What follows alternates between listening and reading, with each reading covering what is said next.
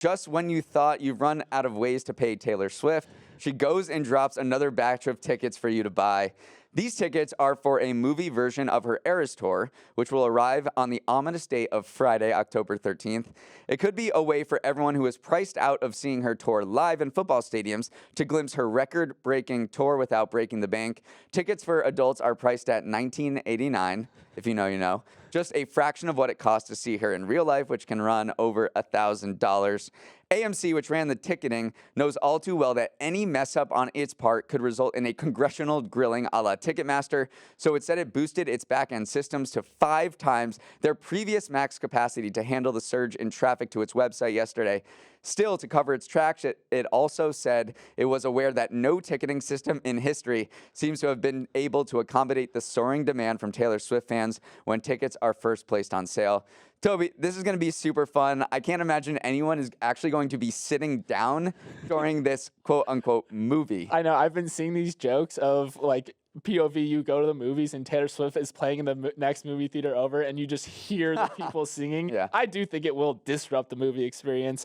I think Taylor is doing really well in terms of windowing here, which windowing Explain to us what that means. It's like a kind of a Hollywood term where you publish the same work on different media at different times. So it's a delicate balance because you don't want to oversaturate the market, but you do want to continue to keep the momentum going. And like the example is when a movie leaves theaters and moves to Blu-ray, which feels like moves to Blu-ray. I know. Well, it used to be like or it moves to DVD or whatnot. That used to be like a very big thing in Hollywood. And like, when do we release it? How do we keep the sales going? But now people are saying like, look at Taylor. Like, she gets windowing. She's keeping her momentum going in different ways on different platforms. So I literally was seeing takes from like Hollywood execs or people saying Taylor gets windowing better than the industry does.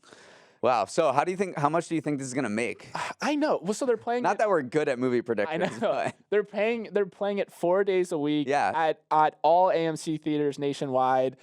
4 days a week on Thursday, Friday, Saturday, Sunday. Plus, AMC is serving for the first time as a distributor, so you're going to also see it at Regal and Cinemark and other theaters. So this is going to be kind of a crazy experience. I mean, again, I'm not going to put a number on it because I'm horrible at box office forecasting, but it's got to be big, right? One guy at ComScore told CNBC that it could perhaps top $100 million in its opening weekend. I feel like it's going to be much bigger than that. I mean, that's opening weekend. What if we opening weekend $100 million is crazy. Yeah, it's big. What if we see it challenge for like biggest? That would just be truly insane. What if we see it challenge for like Barbie? Or something, like get into the upper echelons? I mean, I think even the people who saw the tour and they're estimating that to be 3 million people over the course of this summer are probably going to see it again. I'm gonna see it. Yeah, I'm definitely gonna.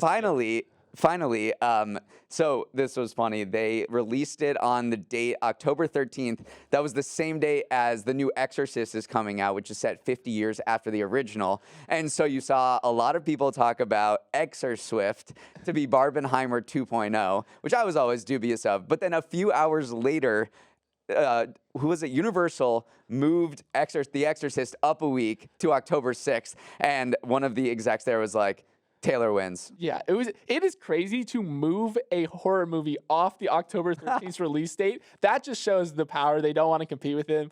I do wish we had an Swift or Exor Swift moment, though, because it just fits so well, too. Exorcist, whatever. Hey, thanks for watching. And if you want more Morning Brew Daily, make sure to hit that subscribe button. And also check out the rest of our episodes wherever you get your podcasts. New episodes drop at 7 a.m. Eastern, Monday through Friday, and you can email us at morningbrewdaily@morningbrew.com.